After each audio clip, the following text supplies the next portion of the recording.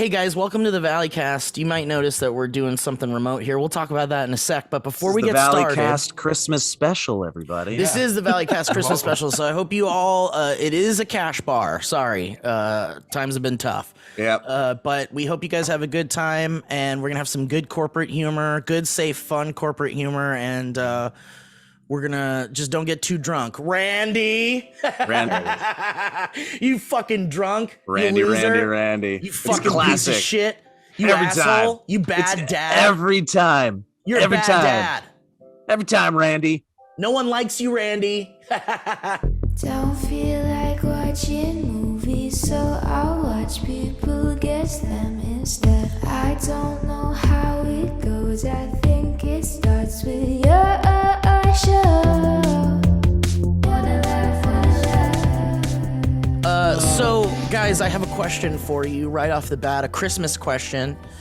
And this is something that I've CQ. Yeah, if that's okay, because it is the holidays, and Merry Christmas. What else can I say? But so I tweeted this out because I'm kind of in a pinch. Sorry, for my friends in a pinch. I'm not in a pinch because this is not me. But I'm asking a question that I tweeted, and I'm going to present it to you guys and see if you guys have a take on this. But I tweeted, question for all you Xmas heads out there. Mm-hmm. If I have 3 calling birds for the 4th day of Christmas, am I completely fucked? Asking for a friend, I'm not the dumbass who didn't get 4 fucking calling birds months ago. So if this is not me, let's just get that right out of the way. But if you have only purchased 3 calling birds, and of course you need 4 calling birds for the 4th day of Christmas, is my friend it's fucked? Not you. It's not me. No, it's my friend. But are they Can fucked? you tell us more about the friend? Yeah, they're just I mean, it's been a rough year, and some motivation to go buy gifts for everybody and get all the fucking 12 days of Christmas gifts Right. every fucking year. You do it every year? I mean, your friend does it every year? Well, everybody does it, right? Well, I mean, I haven't participated in the 12 days of Christmas for quite a long time. Oh, okay. Well, yeah, as I said, it's kind of a Christmas head question, so. And it's not you. It's not you. Me. No, it's not me because I have my 4 calling birds. You can't hear them? No, I do hear 3 though. No, that's not me. Ah. I heard at Okay. least 3. But you said There's at least 3. There's usually a 4, like, because they harmonize, and there's usually a 4th in there. Yeah, I know. We're kind of fine. This is a good mic. It's not supposed to pick up really much, so you got to be right in front of it. So anyway, is my friend fucked? Is he fucked? Are we absolutely fucked? Is Christmas fucked this year? Is Christmas fucked? Because how's everybody doing? Great to see you guys. We're doing a remote episode of the show because, there's a disgusting virus that is eating up our Picking planet. up steam. It's just going crazy. It's Picking devastating. up steam. It's like it took a deep breath and it's just spewing itself all over the country right now. It's You know what it feels like to me? It Feels feels everyone's like getting. it feels like there's because I was reading some Reddit post about like how there's likely a mass extinction event that will leave the Earth fine because the Earth has persevered through The Earth just knows how to pick itself up. the Earth has dust itself survived. off. Yeah, because everybody talks about how we're fucking up the Earth and stuff, and we truly are, irreversibly so. But the Earth has survived like giant fucking meteors and like. She's just a trooper. She's a trooper, Mother Earth, and she's really a fighter, and so she'll be around long after we're way gone and forgotten. About 5 Do you billion think years. she'll remember us? Absolutely. Those scars won't go away, baby. The emotional ones and the physical ones. But the way I feel, like I've been reading a lot about kind of like, where we're headed and how fucked we are as humans and, all that joyful holiday shit. And someone was And talking. we'll get to that right after this break here on the Valleyfolk Christmas holiday special. Guys, here at the Valleyfolk, we celebrate Christmas every year by giving a hug to every child in the neighborhood. We knock on every door and say, Merry Christmas. Do you have any children here? And if they say yes, we ask if we can hug them. So you've been reading a lot. So yeah, and we're back. So I feel like COVID came with a vengeance, as you know, in whatever way it did, and then we did our best to fight it, and then we all, most of us took care of what we need to take care of and keep our families safe and our neighbors and. Are you throwing up right now? Fairly safe and what's happening? And we feel like we had it at bay at least a little bit. And then now we've got a new variant that's like really ravishing major cities and things like that. The Transformers variant. The Transformers are the Omicron. Yep. Persei 8. Yep. But yeah, no, it's real bad. And we know a lot of people who are getting it. And thankfully, most of our friends are vaccinated and boosted and all that. And the word on the street is that if you are vaccinated and boosted and all that, then it's not so bad. And it's survivable, kind of like how the regular version of the first variant and the first versions of COVID have been against the vaccines. Steve, are you under the impression that Joe and I are not aware of no, this is for everybody. This is for everybody. Okay. This is for the audience. We're doing a show, Elliot. We're doing a show. We're doing a show. Everyone is aware of what you're saying. You have to over-explain everything. Look, Steve, I know you think we're lying to you, but we both got vaccinated. No, I know it's a weird time to bring it up during the Christmas party, but I think it's, everybody's. So far, you've covered global warming as an issue, and this virus. The Earth will be fine, but I think the virus. My point is that we, our boy Kevin, we don't know. We're all waiting with bated breath if he's okay. But we all know people who are not feeling well and have it or whatever. So we're doing this remote episode, and that's what that is. And my final closing thoughts on this, bringing back the whole Earth thing and the COVID thing. And you were reading a Reddit post. And I was reading a Reddit post. Christmas special. I think, and since it's the holidays, I think this variant is one of a number of endless attempts for nature to be rid of the human race. I think it's happening right now, and I think this is it. You're in a dark spot. No, I think I'm just in a truth spot. Oh, well, truth can be dark. Sure, we can find the fun in truth. It does feel like there's a little bit of a reset happening. Like, not just with the virus, but just like all of the weather phenomenon and happenings. It's almost like it's just trying to hit the erase button. Yeah. It's like, oh, you guys thought you might have figured out a way to curb this? Think again, brother, mother. No. What are you doing for Christmas, Steve? I'm staying home. I'm not going really anywhere. I'm gonna go see my family.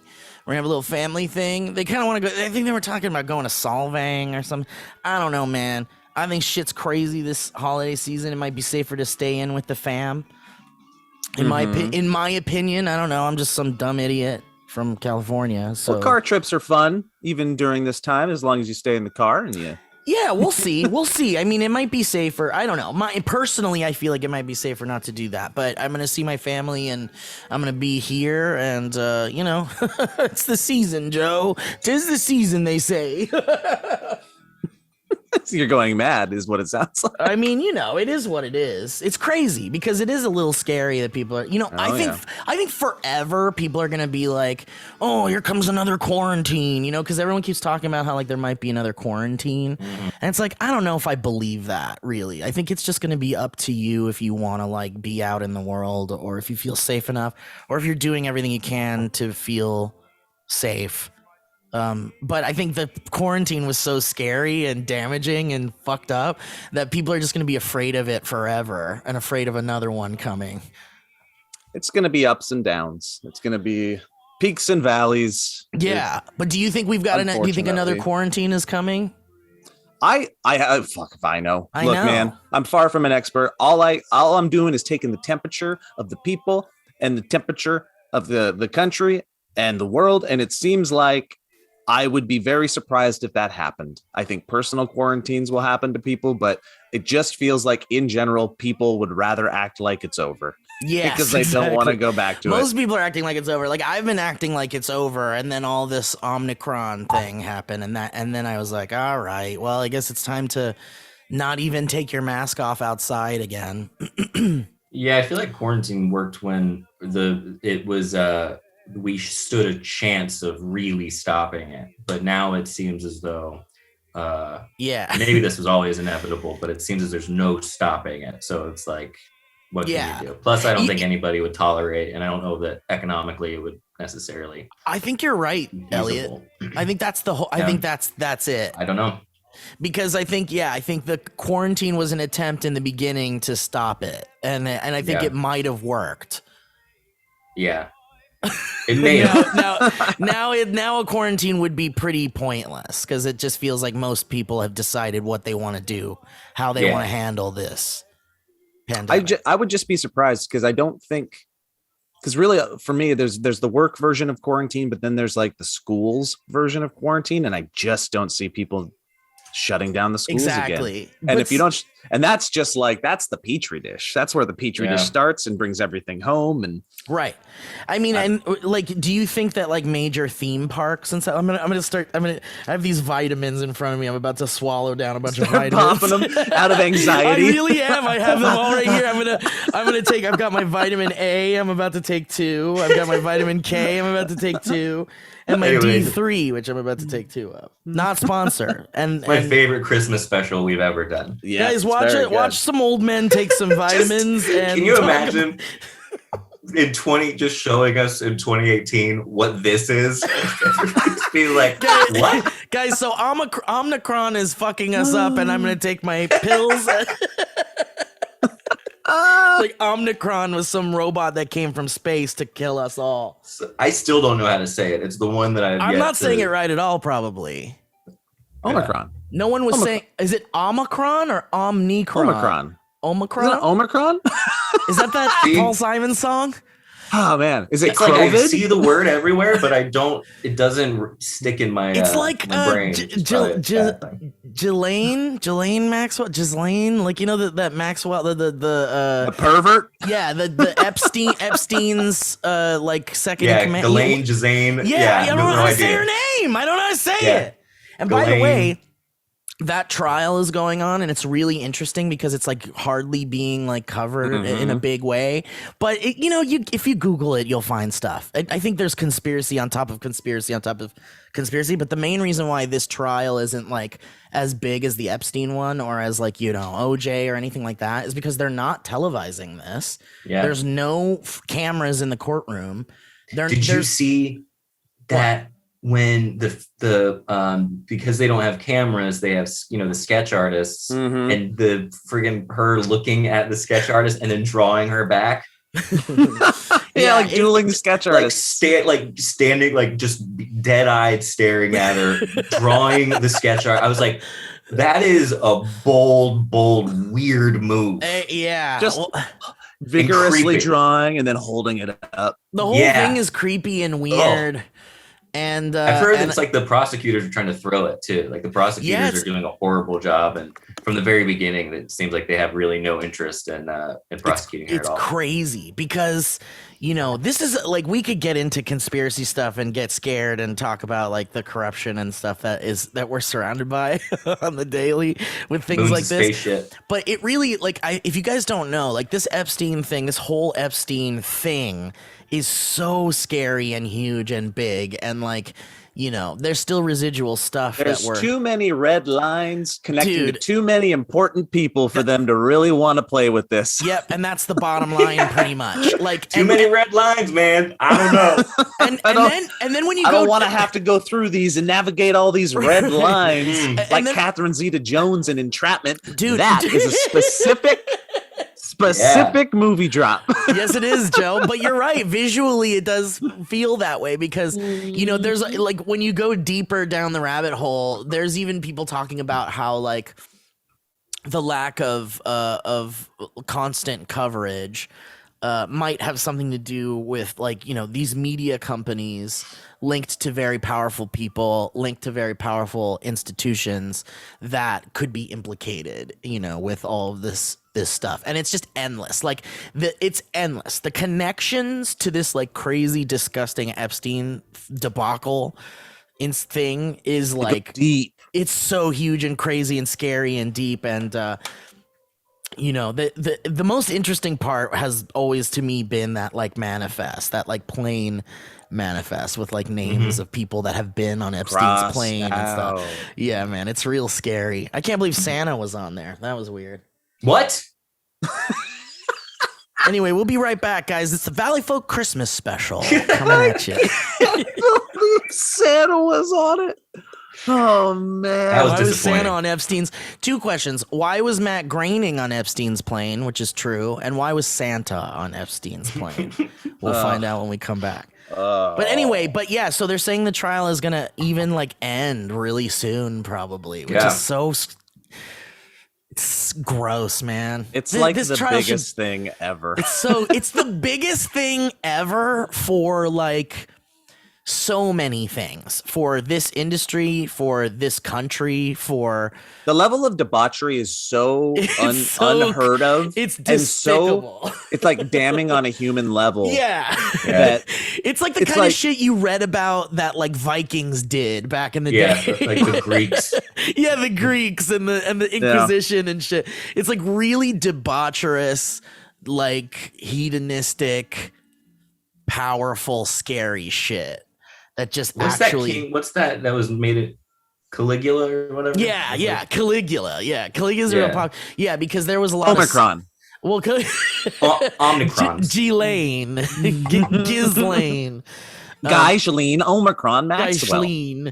But yeah, anyway, it's so crazy all this shit's going on. Everything's so and it's like, man, it's the result of this trial could change everything or nothing and that's the thing. Like, I think that there are people that don't want it to change everything because I think the status quo works well for a very specific group of people, and if that were to change even a little bit, it would be devastating for those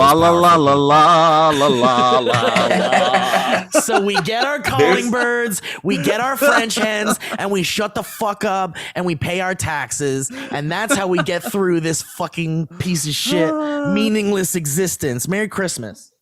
There's so much going on right now that no one even still cares about all the UFO stuff that's happening like every week. And it's like we have a new government office and a new streamlining to study UFOs. There's a guy at, I think, Harvard or something studying UAP debris, and everyone's like, all right.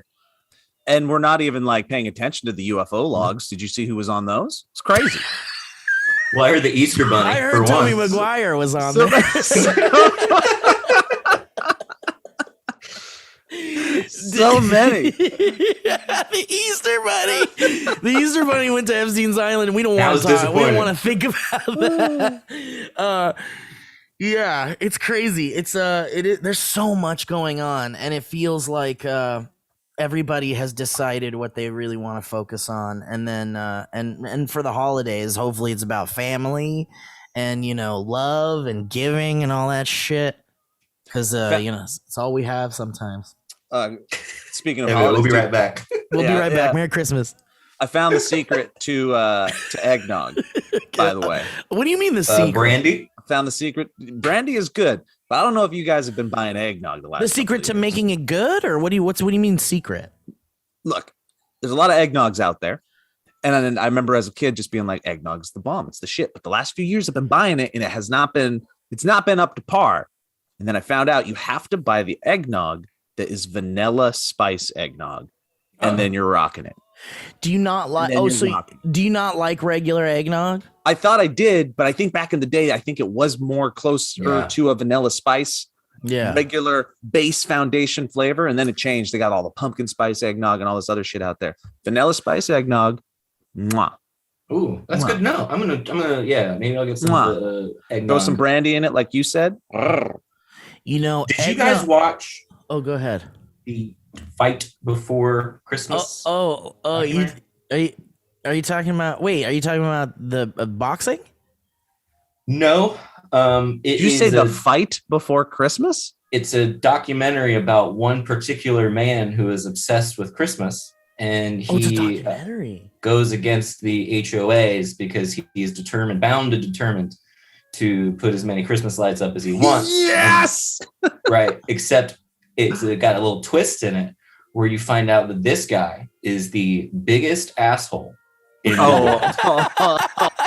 And he's just trying to be an asshole? Uh-huh. And it's an incredible documentary. Isn't it funny how you can be an asshole and win a big lawsuit probably just being motivated by being an asshole?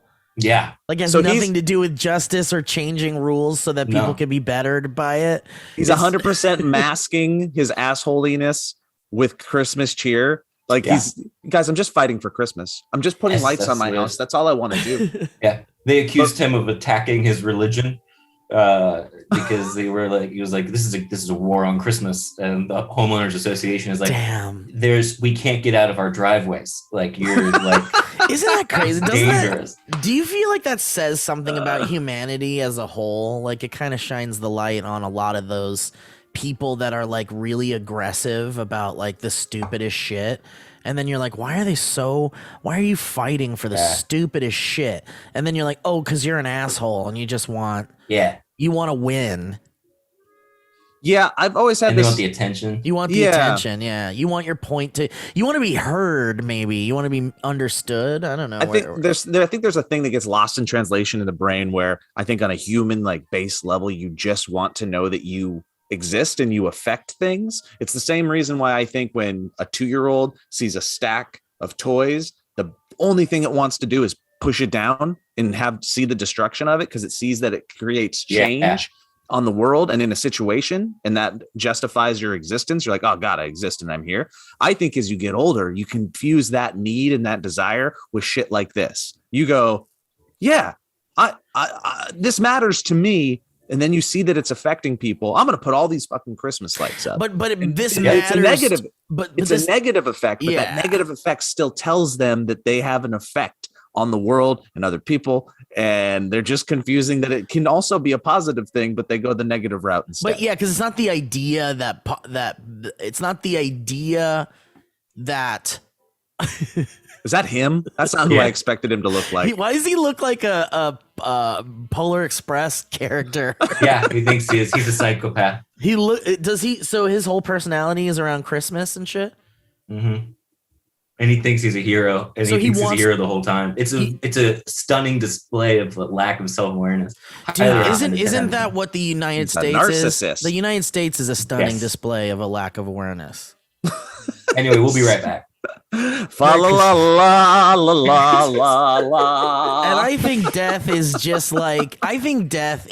like the times before you were here, before you were born. Whatever that is. You know, and it's Steve. I remember one time we were chatting about before the virus became the next big thing, but we were chatting about the social implications of accepting suicide. Yeah. Dying with dignity and things like that. Now this year we have the suicide capsule that's coming out. So whoa, what's that? Oh yeah, like from Futurama, like that booth you could go into and just die in. Mm-hmm. What do you know? Do you have information about this? We should talk about this. Should I pull it up? I saw a picture of it, but I didn't do a deep dive into whether or not it looks like a bobsled, but it's like it does look like a bobsled. It's a bob dead, and and I didn't read if it must be gas, right? I'm gonna look into this. I think it has knives that just stab you. Maybe there's a choice. It's the Switzerland. You get the urchin treatment. There's an iPad in there, and you can choose where you want to go. You got knives. You got fill it up with slow liquid. Yeah, that's a good one. You got fire. Sarcopods, short for sarcophagus. Sarcophagod. Okay. Allow a person to control their death by quickly reducing oxygen levels. In Switzerland... so it's a slow suffocation? Well, in Switzerland, so-called suicide capsules are being developed to allow people to choose the place where they want to die a painless assisted death. The 3D printed Sarco suicide pod can be operated by the user from 3D printed? Excuse me? Yeah, 3D printed Sarco suicide pod can be operated by the user from the inside, a way to provide more autonomy to those passing. Fa la la la la la la la la. And look, here's the thing. We can't be uncomfortable talking about this kind of stuff because it's like, you know, this is a part of our lives, and I think we should be evolving as a species. And I think that in our quest to evolve, and we're not the only culture, we're one of the only cultures that looks at death in such a scary way. Like, there's so many cultures that are like, if I'm dead, how am I supposed to make money? Yeah, am I supposed to keep an eye on my land? Good questions. Good questions all around, folks. Great questions. And but I'll say that you know, the idea of being able to kind of like you know, and this isn't I wouldn't attribute this to things like mental illness, like feeling like you're mentally wanting something like this. I think this is more for people that are like, you know, terminally ill and, you know, would rather do something like this than be in a hospital bed and go through all of that kind of stuff. And again, it's really uncomfortable, scary shit to talk about, but I think we should evolve to a point where we talk about death the same way we talk about life, as it being kind of like another journey, another experience that we all share, and we should all respect and kind of like understand. Based on this year, I think we've now gotten to where or based on the past couple years, it's like we now talk about life the same way we talk about death, which is going, yeah, with rather pure... not think about it. Yeah, exactly. If you think about it, we're all just living in our own sarcopods. Hey guys, welcome to the ad portion of this here podcast. You know what? How well do you know your closet? How well does your closet know you? Does it whisper, hey, Joe, if your name is Joe like mine, I know you, I got you. I'm gonna cover your body with goodness that makes you feel confident and makes you feel like you.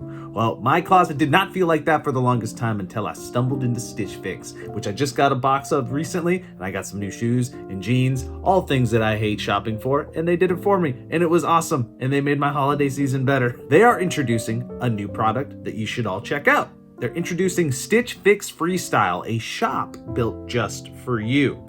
Stitch Fix Freestyle is your trusted style destination where you can discover and instantly buy curated items based on your style, likes, and lifestyle, because they get who you are and you just do it, and it's so easy. Whether you're looking for a brand you love or to try a new one, Stitch Fix Freestyle lets you shop at a range of over 1,000 brands personalized to your size and your fit, because it's so easy.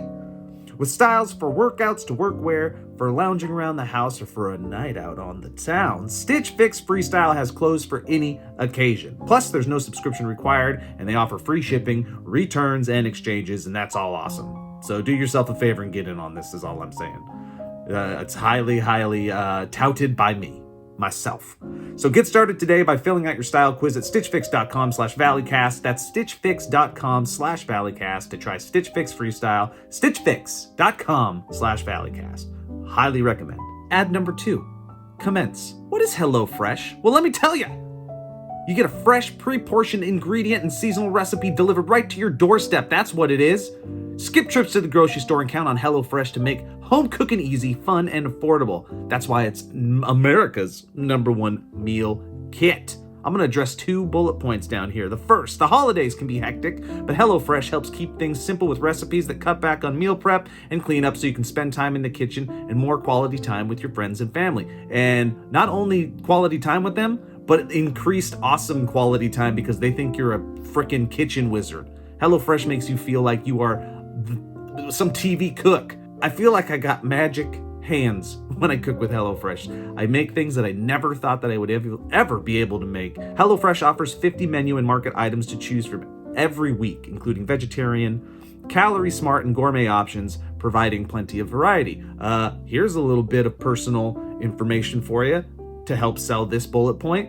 My daughter is incredibly anaphylactic to a bunch of not gluten, but like wheat and rye and barley and oats and almonds. It's a lot. It's a nightmare. But you put that type of information into the HelloFresh database and they give you a bunch of options that are safe. And again, easy to make with their step-by-step process. It's great. So HelloFresh not only fed me, they kept my daughter alive, and that's dope. So I think you guys should check it out and try our code and give yourselves a little bit of kitchen wizard magic. So do it by going to HelloFresh.com/ValleyCast14 and use code ValleyCast14 for up to 14 free meals and 3 free gifts. That's a lot. That's one more time, HelloFresh.com/ValleyCast14 and use code ValleyCast14 for up to 14 free meals and 3 free gifts. I highly recommend it. I highly encourage it. And go check it out. It's America's #1 meal kit. Do it. Do yourself a favor and put it in your mouth. Ad read number 3, commence. I, Joe Beretta, have been accused that I am very hard to shop for gifts, and I find that hurtful, and I find that not true, because I got a face, and this face needs to be taken care of, and that's where this ad comes in for Harry's. Let's face it, guys are hard to shop for. Whoever you're getting a gift for this season, we know we want something exciting but practical. This is the year to give me Harry's, or him Harry's, and there's no better gift than their limited edition holiday shave sets featuring their award-winning Winston handle plus handsome ready-to-go gift packaging for an amazing unboxing moment. Books are great, ties are great, and socks are great, but the guy in your life also deserves something that he'll use every single day for years to come. On his face spot. Harry's is the gift that keeps on giving. Their sharp and long-lasting blades are still as low as $2 each when it's finally time to replace them. How often can you say you're also going to be given the gift of savings? You know? How often do you get to say that? Now you can. For a limited time, listeners of our show can get $5 off any holiday shave set at harrys.com/vcast. What a deal! Do it! They're great, man. Again, it's like a little gift comes in the mail. You get to open it up. You get to refresh your set. It's awesome. We highly recommend Harry's here at the Valley Cast. It's backed by 100% quality guarantee, so if he doesn't love his shave, you get a full refund. Another gift. Gifts galore. So, this holiday season, listeners can get $5 off plus free shipping on any Harry's limited edition holiday shave set when you go to harrys.com/vcast. So get on it! The sets come with a weighted handle, 3 razor cartridges, foaming shave gel, and a travel cover. Everything you're going to need for a smooth shave, all packaged in a handsome holiday gift box. So, to claim your $5 off plus free shipping, go to harrys.com/vcast. Thank you for listening. Please hit up all our sponsors. They're great. They're helping us keep this going, and highly recommend all of them and back them 100%. So, back to the pod. So currently, check this out. Currently, assisted suicide in Switzerland amounts to swallowing a pill filled with a mixture of controlled substances that puts the person into a deep coma before dying. With sarcopods, a person can control their death by quickly reducing oxygen levels. It says the user must answer a set of pre-recorded questions before they can press a button that floods the capsule with nitrogen. Question 1. A train leaves New York at 60 miles an hour. Okay. Question 2. You have 3 calling birds, and it's December. Are you fucked? It's December 19th. Where are you going to find another fucking calling bird at this time? It says the oxygen levels are reduced from 21% to 1%. After death, the pod then can be used as a coffin. So that's why it's 3D printed. So I guess that's just efficiency. I like that. I guess you don't want to wipe down that pod. Drag him out for the next guy. Yeah, you don't want to drag him out of the pod. Accidentally leave one guy in there when you're on your way in. So it says our aim is to develop an artificial intelligence screening system to establish the person's mental capacity. It looks like a futuristic cryogenic tube. Yeah. Like that you sit. It looks like the thing that they come out of in Demolition Man. Yeah. And maybe that's secretly what it is. They're just putting everybody to sleep to wake up years later. Yeah, maybe. But I like it. I think that's cool. Weird. Just weird stuff. I think it's cool.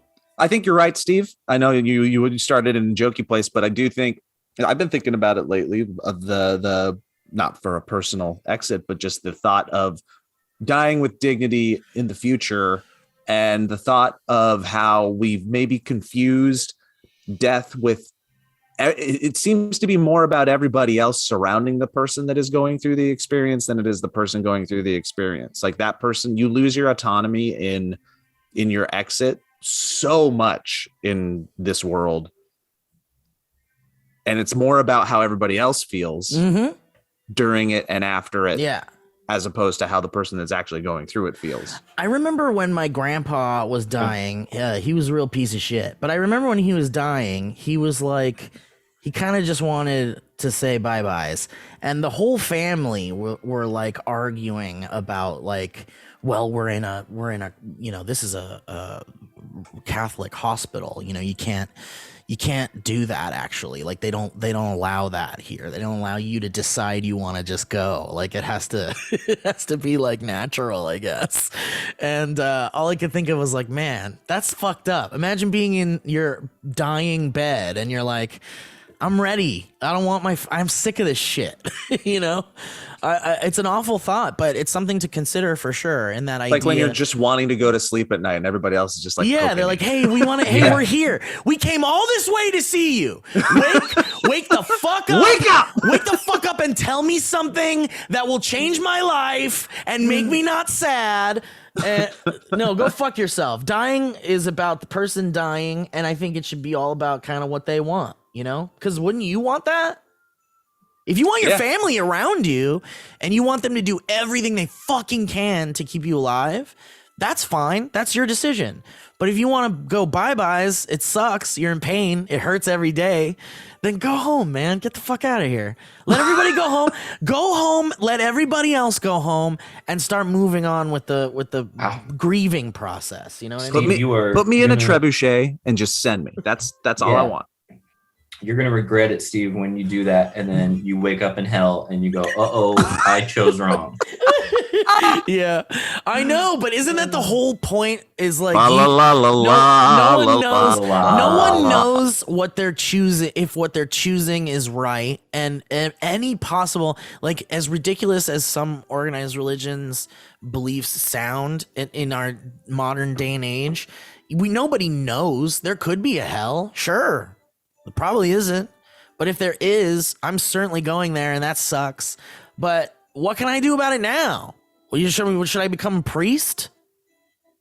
Only if we can film it and make a documentary about it. Steve Zaragoza attempts to become a priest. Saint Zaragoza. Wait, hold on. You're saying I can never have sex again? Yeah, I'm not doing this. Well, we're not saying that. You just can't. You just gotta be on the down low. You know what I mean? Oh, on the down low. Oh, I can do that. I've been doing that for a while. Look, we've got this phone number we want you to call her. I don't know how to pronounce her name. It's Glaz. Ms. Ghislaine. La la la la la la. Did you guys know Eggnog was on the manifest on Epstein's plane?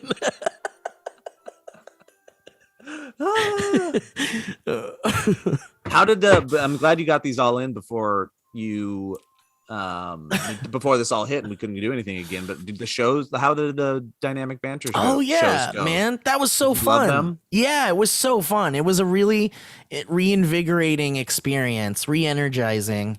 You did Boston. You did what else did you do? We just did Boston. It was a mini thing. We just did 2 shows. We did Boston and Brooklyn. Oh, you did. That's right. You did the Bell House. We did the Bell House, which we had gone to before, and I totally forgot about. And then it all started coming back, like I've been here before. little memories. Yeah, it was pretty cool. But man, it was a good spot. And I was talking to one of the guys that works there, and I was like, I'd actually performed here before. And he's like, oh yeah, what was it? And I was like, oh, we were the Valleyfolk. He's like, oh shit, I remember the Valleyfolk. Yeah, I remember that. And the guy like totally remembered. I don't know if he's just good at bullshit. That's cool. But that's cool. They get a lot of cool people in there, dude. Like at the Bell House, there was like a set list taped to the wall behind the stage, or it was just like an order of like comedians. They do a lot of comedy shows there, and it was like the order of comedians and the times that they were gonna go on. And it was like the night before. It was literally still there from the night before, and it was like all these huge fucking comedians. Like David Cross was on there, and like the new SNL boys that do not. What are those guys called? Do Not Smile or something? Those 3 new guys on SNL. Oh yeah. I forgot. Do Not Destroy. Do Not Destroy. Yeah. So it was like them, and it was like Alana Glazer, and like all these like fucking really cool comedians. Awesome. And I was like, man, this is cool. And now we're gonna do our dumb loud show on this thing. And but it was cool, man. It's always re-energizing when you like see people that love your shit. And then afterwards there was a lot of Valleyfolk love too. A lot of people were like, we love the Valleyfolk, we love the podcast, and glad you guys are still going. And it's nice, man. It was really nice. It was good. Just trail off. And anyway, we'll be right. Going. Any highlights? Anything cool happen? Somebody. I got this tattoo. We talked about it, but I got this tattoo, which was really cool. Highlights of the shows. I mean, we added a bunch of Ringo Starr like clips into the soundboard, and we were doing sound checks at both shows and just like blasting these like fucking ridiculous fart sounds and Ringo Starr quotes, and like it felt so surreal and strange. We were just like bothering all these like sound tech guys that like worked with all these really professional, amazing people, and then we come in like blasting fart sounds and like stupid looping weird noises and shit. Because the Dynamic Banter show is kind of like evolving into like a band in some way. We're like making music on the show, like live, kind of. That's great. That's cool. Yeah, which is kind of fun. So we were doing that in the sound checks, and it was just like so surreal and bizarre and cool. But yeah, people brought us like a lot of gifts, and always the best things are when people are like, you got me through the pandemic and you got me through these really tough times with like your jokes and shit. But yeah, mostly those were the highlights. But was it tough when the Dynamic Banter showed up on the manifest for Epstein's? It was because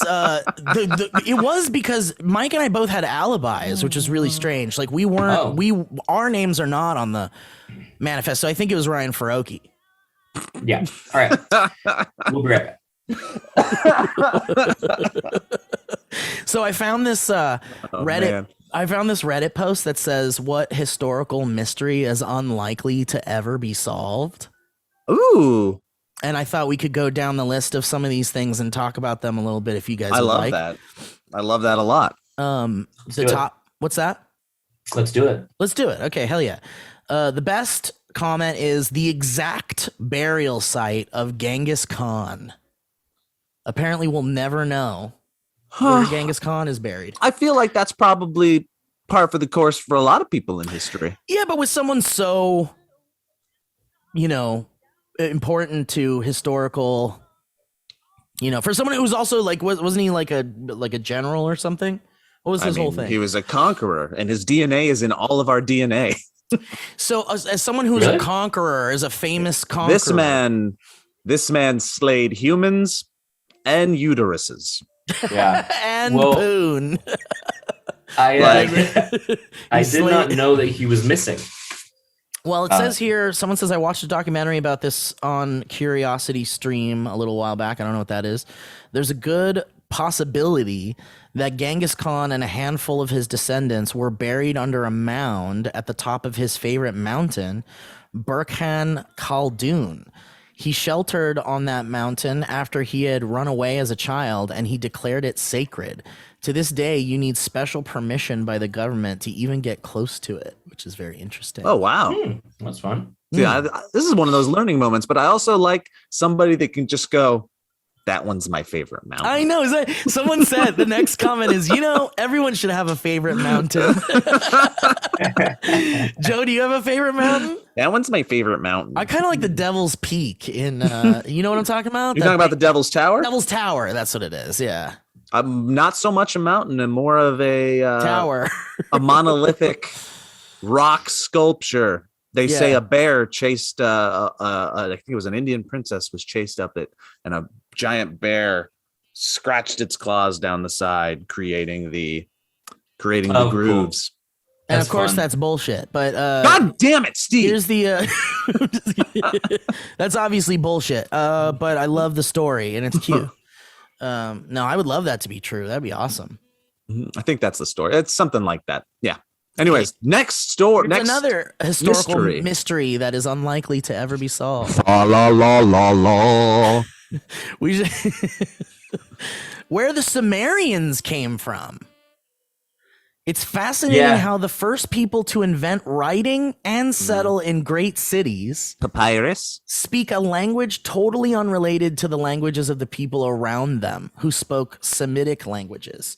It says a theory says that they emerged out of the Ubaid culture and were indigenous to Mesopotamia, while another goes so far as to claim they came from the area of the Persian Gulf before it was flooded at the end of the last ice age.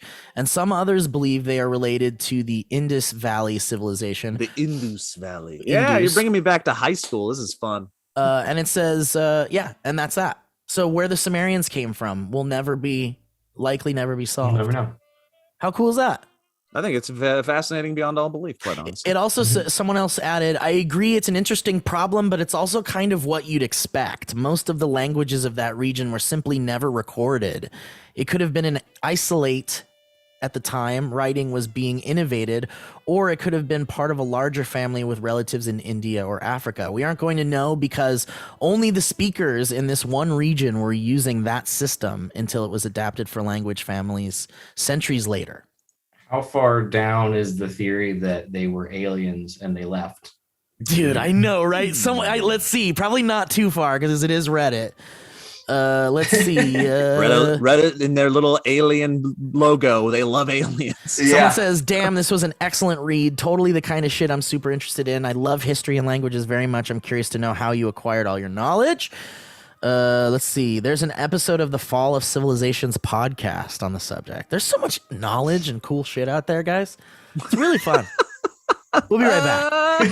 There it is. If they ever find out who the Sumerians were, the modern culture who they're most closely related to is going to be insufferable. Huh. And someone said, so it's the French. Nice. Nothing just on a aliens. Dig. Okay, here's another thing that will never be solved, likely from history. One of Australia's prime ministers just disappeared when he went for a swim in the ocean. So probably that. Someone says. I think the answer's in the question. The answer is in the question. The murder of Olaf Palm, the official version doesn't have any real evidence or any murder weapon. I don't know what that is. I don't know what that is. Let's see. Let's find who.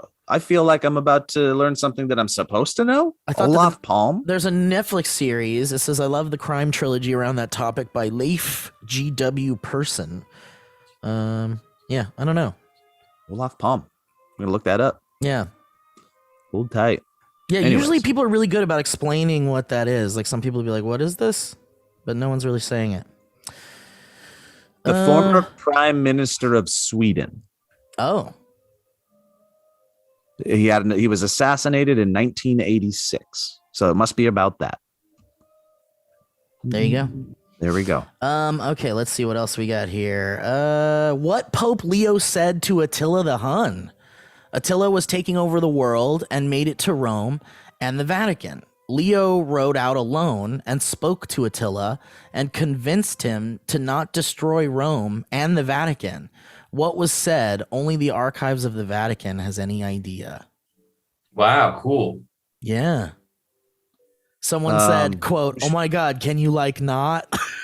Yeah. Please don't. And then they said, I never thought about it that way. Somebody want to just get on the phone with the Vatican, see what's going on here? Can you just don't? Whether Frank Morris, John Anglin, and his brother Clarence Anglin survived their escape from Alcatraz federal prison. Yeah, there were some people who escaped that were never found. Supposedly they just ran off and, changed their lives, changed their identities. Many good movies about it. But the overall thought is that there was no way they did. They just drowned in the cold waters. Very likely that's what happened. And that's why it's kind of not like a huge mystery at this point. But it's interesting to think about. Yeah. Grace and I were in San Francisco and we were eating and looking at Alcatraz. That's Alcatraz, right? Yeah. Yeah. And I was like, how far you think we could get swimming. Like if we tried to swim there, and both of us, we'd be dead. We'd be dead as soon as we got in the water. We wouldn't be able to right. No way. Too tired already. Yeah, we get tired. We worn out. Tired before you got in. Because that thing's got big walls, like big. Oh yeah, it's crazy. Yeah. Oh yeah, it's like impossible, truly. But the conditions of that prison were almost worse than what your fate would be out in the sea there. Yeah, I think, especially during that time, there was a lot of cruel treatment of. Sorry, Joe, this is disrespectful. Sorry, talking to my child with the broken leg. Oh, all right. You get away with it. Just this time, Beretta. Okay. Why was Hayden on the manifest for? I'm sorry. Okay, I was gonna do it. I was like, no, not on the. He's a monster and a pervert, and I don't know what to do about it. It happened too late. I should have stopped. This is a funny one. It says, "What caused the Bronze Age collapse?" We'll never find out. And someone said probably oxidization, which is a very funny response to that. Science joke. Yeah, it is a science joke. What caused what? The what? The collapse of the Bronze Age. Of the Bronze Age. What was after the Bronze Age? Let's find out. I don't know. Because I heard a theory that it was when we got a hold of caffeine. Is that true? Yeah, back in the day during unless the Bronze Age is something different. Let me find out. One of the ages that preceded our modern era was when we got caffeine. And prior to that, people were drinking all the time, and they would drink during their jobs. And it was only when we started getting caffeine that we switched to an upper, basically. And then all this innovation. You mean drinking alcohol? Yeah, we drink alcohol like mead and stuff prior to they would do it. They just drink constantly all day, and it would slow them down, and it would make them kind of lethargic. And then we got caffeine like imported from some other area where it was discovered, and then the whole culture started taking caffeine all day and just go, and then it caused this like explosion. It accelerated a new age. Accelerated into like the Renaissance and Enlightenment and scientific revolution. Wow, I love that. That's fascinating. It does say that the Iron Age followed the Bronze Age. Then never mind. It would have been the Iron Age, yeah. Very interesting.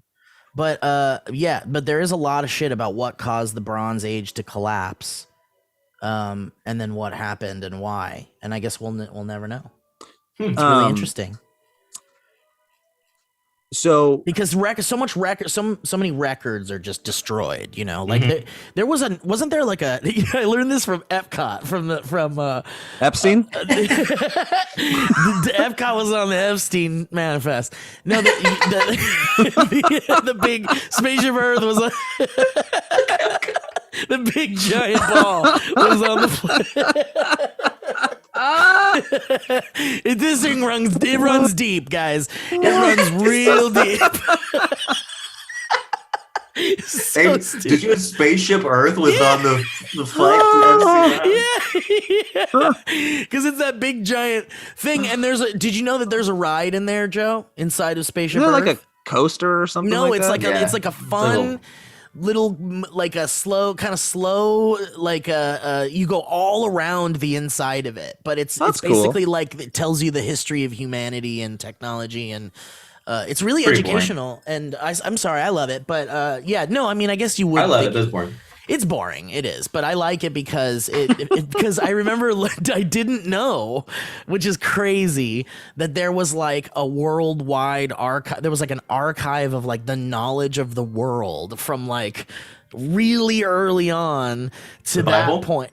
No, it was not the Bible. It was like I didn't know there was this thing called the Bible. Did you hear that the Bible was on Epstein's?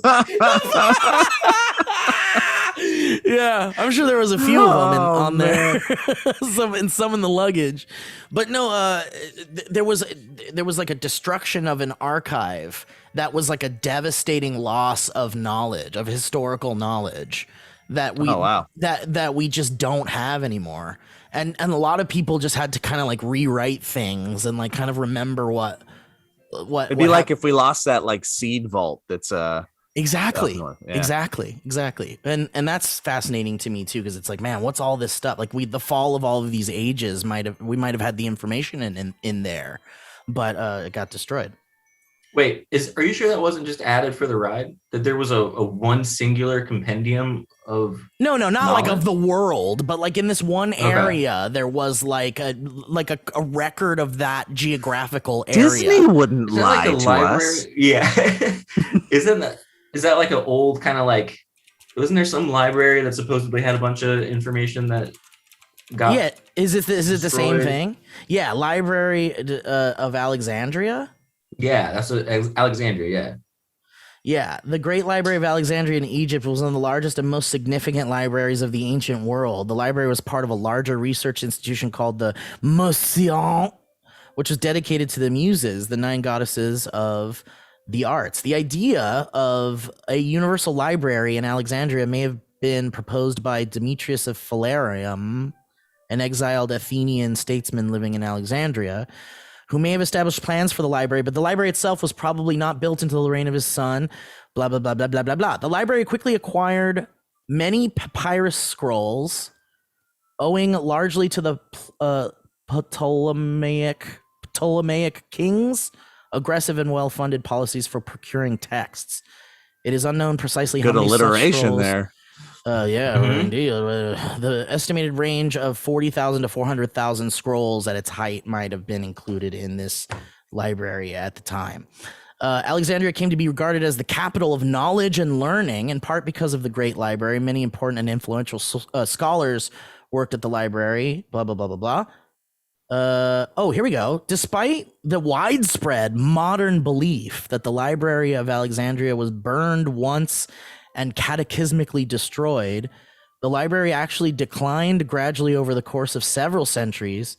The decline began with the purging of intellectuals from Alexandria in 145 BC, during the reign of Ptolemy Physcon. What the fuck? Which resulted in Aristarchus of Samothrace. Sounds like some Game of Thrones shit. The library or part of its collection was accidentally burned by Julius Caesar during a civil war in 48 BC. It's unclear how much was actually destroyed. It seems to have either survived or been rebuilt shortly thereafter.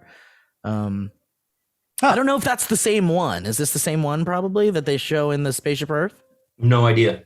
Yeah, I don't know either. Too bad we don't really know, and this is not really the kind of podcast we are. We're just reading shit. It's just like SourceFed. We're just reading. Just like feeling around in the dark for something that sounds like something. Yeah. Oh, here's an interesting one. We'll never know the mystery of who was Jack the Ripper. But didn't we just find that out? I think we always just found it out. There's always a new article saying it was somebody. The History Channel really loves it when they just find out. Yeah. It's like it's a 2-hour special where they build it up. Who it's going to be. There's interviews. And then at the end, there's like, we'll never know. Jesus, check this one out. My neighbor killed his whole family, buried them in his house, then went for a trip. Nobody knows if he's dead or hiding somewhere. Huh. And we'll never know. That sounds like that Unsolved Mysteries, the new ones that came out. There was that one about the father that did that to his family, and then like there's just I think like a security camera catches him just like walk off into the forest or the jungle or something, and just gone. Damn. Wow. Just gone. Damn. Just gone. And that was the holiday special, everybody. Thank you for attending. Wait, the Valley. one more. Apparently, Einstein's last words will never be known because the nurse that was taking care of him didn't speak German. I thought you were going to say his last words will never be known because bitch mumbled. Because bitch crazy. Because bitch was crazy. The nurse said what? The nurse didn't speak German and didn't understand what his last words were. How funny is that? It's like, bring fucking German. I got nothing. You know, you have someone who's German take care of this guy. He's like, what did he say? He said something like, yeah. It's funny though how we're kind of obsessed in some ways about people's last words and stuff. Like everybody, like we talk about Steve Jobs' last words and stuff like that. And you know, who cares? I don't think that really matters, right? Like it's hardly anything insightful or like, amazing. It's usually like I think there's a real famous like general's last words or famous president that just said like, "Get the fuck out, I'm dying," or something. Like, "Leave me alone, I'm dying." Anyway, all right. Well, I hope you guys enjoyed this disjointed, tearful episode of the Valleycast. Anybody want to add anything or? No, man. Merry Christmas, happy holidays, all that stuff. Happy New Year. I hope you're all staying safe and healthy and finding happiness in all the chaos. And thank you for listening. Thank you for being along with us on this journey. We really appreciate it. And yeah. Oh, and the next episode is going to have a special guest. We won't say who yet, but there is or it might not be the next one. I don't know. Is it the next one? It's probably the next one. It's probably the next one. All right. Well, anyway, that's real fun. It's been a while since we've had a friend of the show. We had Ellie on recently, but she's just Kevin's girlfriend, and like whatever. That's not really a guest. It's just and we're sorry like there. You just want to say sorry. About she's that. great, but we do want to say we're sorry about that. Elliot, anything else? No. All right, well, guys, thank you so much for listening. We appreciate the patrons. We appreciate the listeners who aren't patrons, and you guys are great. Happy holidays. We'll be right back. Hell yeah, goodbye. We'll be right back.